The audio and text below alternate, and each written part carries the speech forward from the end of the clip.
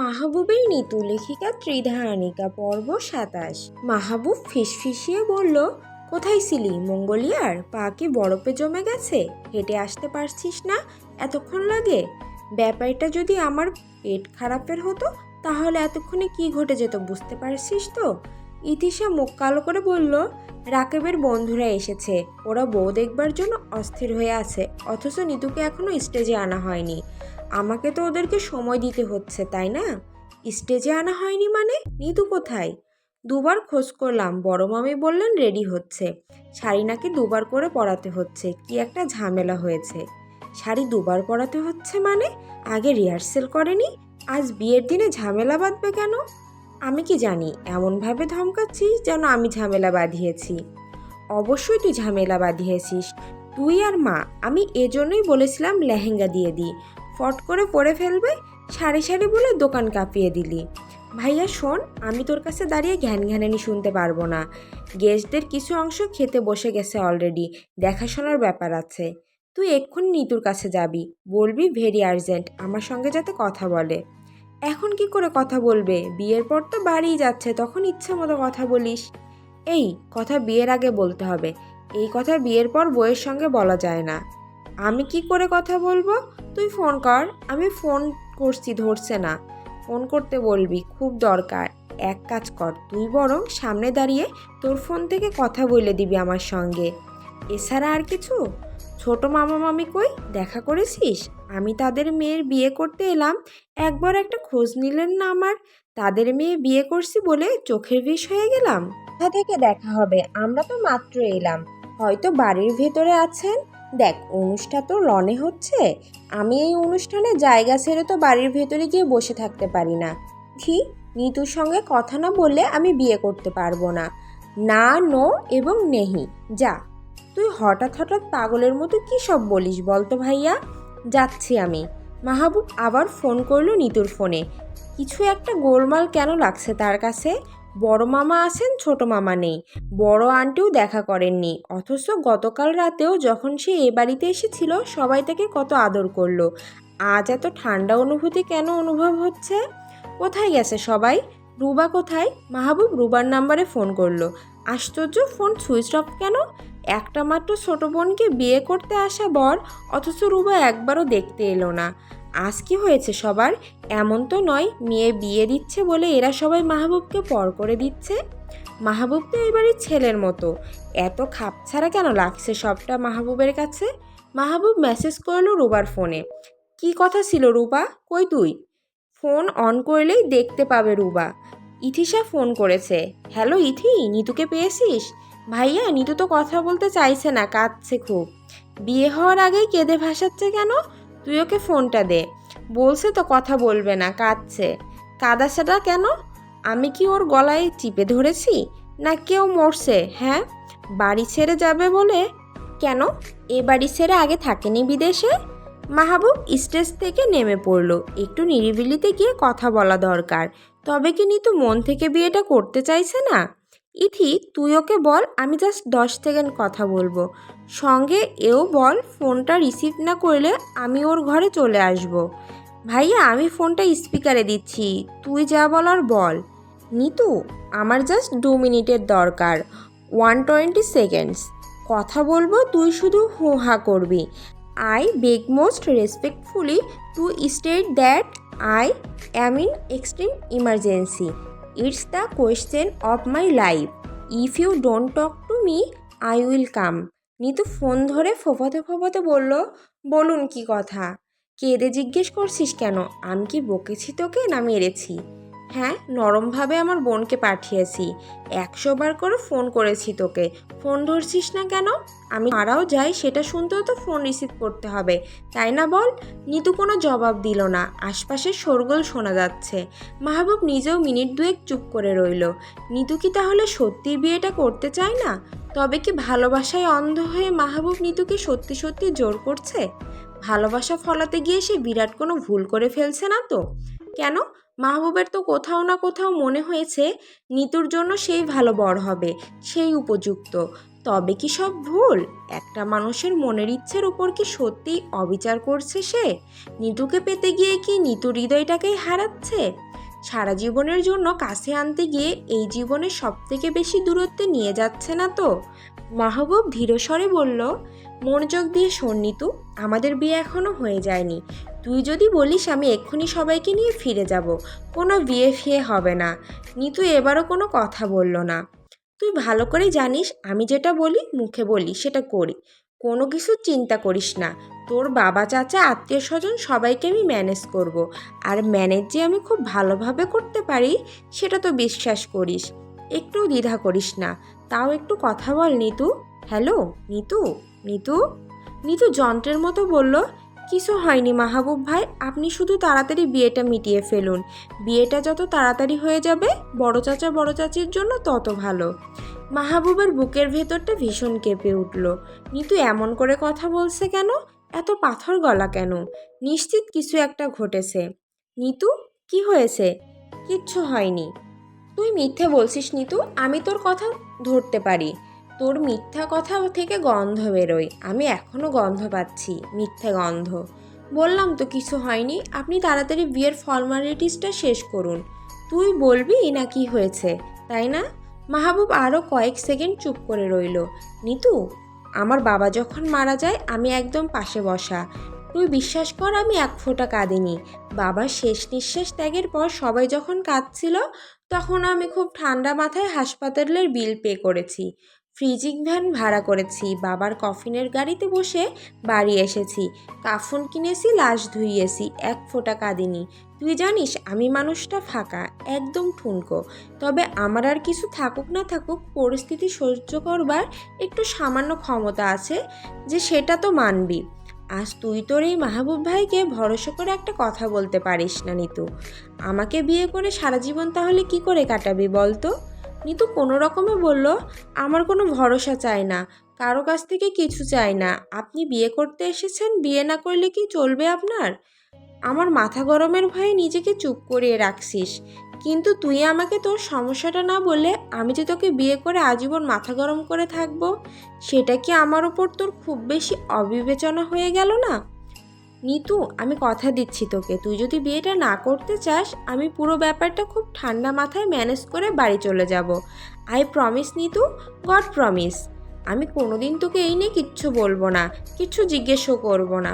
তুই শুধু বল, তুই কি বিয়েটা মনের ইচ্ছের বিরুদ্ধে গিয়ে করছিস? দেখ, তুই যদি এই ভয় পাস যে আমি রাগ করব, সেটা মাথা থেকে ঝেড়ে ফেল। আমি বলছি তো নিতু, আমি কোনোদিন এই নিয়ে কিছু বলবো না তোকে। নিতু অসাড় আর ক্লান্ত গলায় বলল, রুবা আপার শরীর খুব খারাপ মাহবুব ভাই, ডাক্তাররা ধারণা করছেন কিছু একটা ভীষণ ক্রিটিক্যাল ঘটেছে, অপারেশন করবার সিদ্ধান্ত নিতে দেরি হচ্ছে। তাই বড় চাচা বড় চাচি কেউ আমাকে হাসপাতালে যেতে দিচ্ছেন না। আমি রুবা আপাকে। নিতু আর কথা বলতে পারল না, ভেতর ভেঙে চিৎকার পাচ্ছে তার। মাহবুব হতভম্ব গলায় বলল, রুবার শরীর খারাপ? আর এই কথাটা তোরা কেউ আমাকে একবারও বললি না? আমি আজ তোদের কাছে এত দূরের? মাই গড! বাড়ির কেউ আমাকেও জানায়নি, ইনফ্যাক্ট মা বাবা বড় চাচা বড় চাচি কাউকে কিচ্ছু টের পেতে দেননি। তাই কেউই পরিষ্কার করে কিছু জানে না। ওনারা ভেবেছেন লোক দাওয়াত করা অনুষ্ঠান, বিয়ে হয়ে গেলে সবটা জানাবেন। কিন্তু একটু আগে বউ আমায় বললেন আমি হাসপাতালে যেতে চাইলাম। আশ্চর্য, বাড়ির বড় মেয়েকে হাসপাতালে রেখে এরা ছোট মেয়েকে বিয়ে দিয়ে দিচ্ছে। যদি বড় মেয়েটা মরে টরে যায়, ওরা কি ভেবেছে সারা জীবন আমাকে দোষী করে রাখবে? তোদের বাড়ির সবগুলো না তার ছিঁড়া। ইতিকে ফোনটা দে। ইতি তো চলে গেছে বাইরে। চলে গেছে মানে? ডেকে দে, পা দুটো নেড়ে গিয়ে ওকে পাঠা আমার কাছে, নাকি বোন মরে গেলে পরে পা নাড়াবি? ইতি সে প্রায় হন্তদন্ত হয়ে ছুটে এলো। কথা তো বললি, আবার ডাকছিস কেন? তোকে নিয়ে আকাশে ঘুরতে যাব তাই ডাকছি। প্যারাশুট পিঠে বেঁধে দেবো, দেখি ঘুরে দাঁড়া। তোর এইসব শোন ইথি, রুবা অসুস্থ, হয়তো খুব ব্যাড কন্ডিশন। আমি বড় মামার সঙ্গে কথা বলছি, তুই এক্ষুনি নিতুকে নিয়ে হাসপাতালে যা। তোর বর গাধাটার কাছে নোরাকে রেখে যাস, এক্ষুনি বের হ। রুবা আপা হাসপাতালে? বলিস কি? বলিস কি করবি না, দ্রুত যা, আমি ড্রাইভারকে বলে দিচ্ছি। কিন্তু ভাইয়া এই বিয়ের অনুষ্ঠান চলুক, লোকেরা খেতে এসেছে খাবে, তাদের তো আমরা কার্ডে লিখে দিইনি বরকনে তোমাদের মুখে তুলে খাইয়ে দিবে, মুখ মুছিয়ে কপালে চুমু খেয়ে ঘুম পাড়াবে, এরা নিজেদের মতো খাবে দাবে, ছবি তুলবে, চলে যাবে। বিয়ে খেতে এসেছে, বিয়ে হওয়া না হওয়া নিয়ে এদের মাথা ব্যথার কি আছে? আমার বিয়ে কই, আমি তো আমার বউকে বিয়ে বসো বলে খাটাচ্ছি না। কিন্তু নিতু তো তোর বউ হয়নি এখনো, বিয়েটা তো হয়নি। গাধার মতো কথা বলবি না। বেচারির বোন মরে যাচ্ছে আর তুই বিয়ে বিয়ে করছিস। এখন ধর তুই যদি মরতে লাগতি, আমি বিয়ে করতে পারতাম? পারতাম।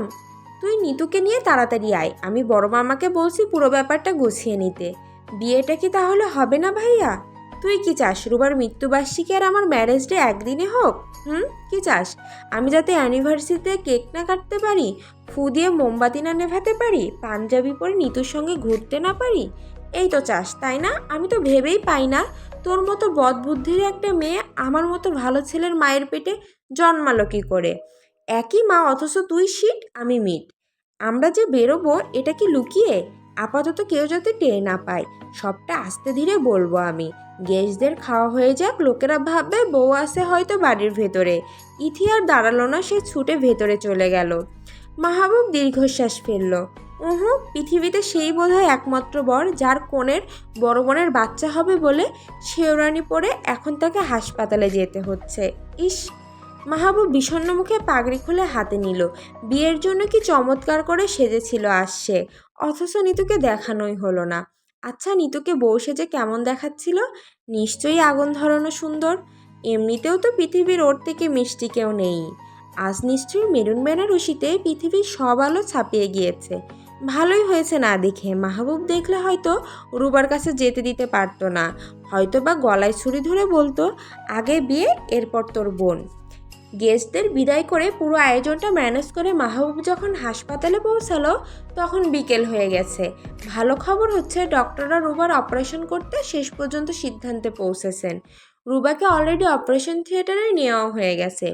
নিতু ওয়েটিং রুমের এক কোণায় বসে অনবরত কাঁদছে। বিয়ের বেনারসির পুরোটাই তো ভিজিয়ে ফেলেছে বোধহয়। শাড়ি গয়না সব তো কেঁদেই ডুবিয়ে ফেলবে মনে হচ্ছে। মাহবুব দৃষ্টি আকর্ষণের জন্য দুবার কাশলো, নিতু শুনলই না। মাহবুব গাঢ় হতাশায় দীর্ঘশ্বাস ফেলল। কত নাটক সিনেমায় তো সে দেখেছে, নায়িকা তার বিপদে দুঃখে সমস্যায় কাঁদতে কাঁদতে ছুটে এসে নায়ককে জড়িয়ে ধরে। নিতু কি পারে এরকম ছুটে এসে মাহবুবকে জড়িয়ে ধরতে? এই যে মাহবুব আর সারাদিনের নাওয়া খাওয়া শরীর নিয়ে ছুটে ছুটে ঘেমে নিয়ে শেওরানি ভিজিয়েছে, এর কি কোনো দাম নেই নিতুর কাছে? বর না হোক, কামলা তো খেটেছে, মাহবুবকে তো ডেকে দুটো ভালো কথা বললেই পারে। কান্নার মধ্যেই নিতু এক ঝলকের জন্য একবার তাকালো মাহবুবের দিকে। মাহবুবের ঠিক এই মুহূর্তে মনে হলো এই বউ সাজে হেসকি তুলে বাচ্চাদের মতো কাঁদতে থাকা নিতুটা এই পৃথিবীর শুধু তাকেই ভালোবাসে, অন্ধের মতো ভালোবাসে। এই নিতু আর কাউকে ভালোবাসতে পারেই না। মাহবুব কি নিজে থেকে ওর পাশে গিয়ে বসবে, হাতে হাত রেখে বলবে, ভয় পাস না, রুবার কিচ্ছু হবে না, তোর বোন তো নিজে না মরে আশেপাশের সবাইকে টেনশন দিয়ে মেরে ফেলে হলো, তোদের দু বোনের বিশেষ প্রতিভা। তবে তুই কিন্তু একদম কান্না করবি না, কান্না মুখে যে অপূর্ব লাগছে তোকে, একেবারে ঝকঝকে নীল আকাশের মতো। আমি তো বলবো কান্নার পোজেই তুই আমাকে বল, কবুল কবুল কবুল। মাহবুবের নিতুর কাছে যাওয়া হলো না। সালমা ছুটে এসেছেন, মাহবুবের হাত চেপে ধরলেন শক্ত করে। মাহবুব সান্ত্বনা স্বরে বলল, কিচ্ছু হবে না ইনশাল্লাহ। এখনই কি অবস্থা? অপারেশন চলছে, ব্লাড লাগবে, তোমার মামা দিচ্ছেন। জানো বাবা, রুবার একদম পেইন ছিল না। কাল রাত 2টো পর্যন্ত মেয়েটা নিতুর ঘরেই ছিল, এসে আমার ঘরে শুয়েছে মাত্র।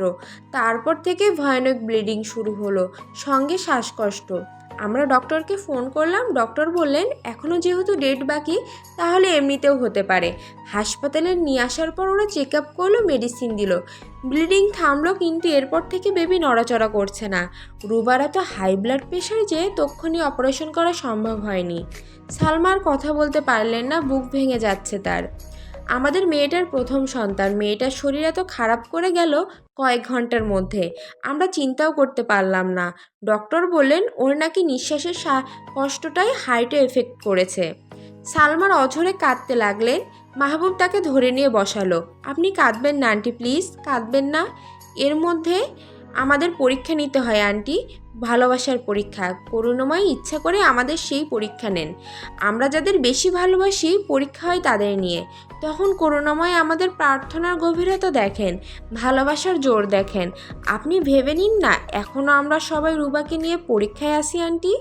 আমাদের সবার এত প্রার্থনা, এত কান্নার করুণাময়, নিশ্চয়ই আমাদের ফেল করিয়ে দেবেন না। সালমা মাহবুবের কাঁধে মাথা রেখে অঝরে কাঁদতে থাকলেন। আফরোজা চুপ করে এক কোনায় বসে আছেন। সোভান সাহেব এদিকে আসছেন। মাহবুব উঠে এগিয়ে গেল। অপারেশন কেমন সময় লাগতে পারে মামা? ডক্টররা কি বলছেন? এখনও বোঝা যাচ্ছে না। আসলে ডক্টররা ধারণা করছেন রুবার ইন্টারনাল অন্য কোনো বিশেষ সমস্যা আছে, সময় একটু বেশি লাগতে পারে। প্রেশার তো কমেছে তাই না? বলছে তো। এখন আমাদের হাতে তো কিছু নেই অপেক্ষা করা ছাড়া। যা বলছে শুনছি এই আর কি। তবে অপারেশন করার মতো অবস্থা যখন এসেছে তখন আমরা সবাই আশায় বুক বেঁধেছি। আপনাদের কারোর তো খাওয়া হয়নি মামা। আমি অবশ্য খাবার নিয়ে এসেছি সঙ্গে করে। এখানে আনিনি, গাড়িতে রাখা আছে।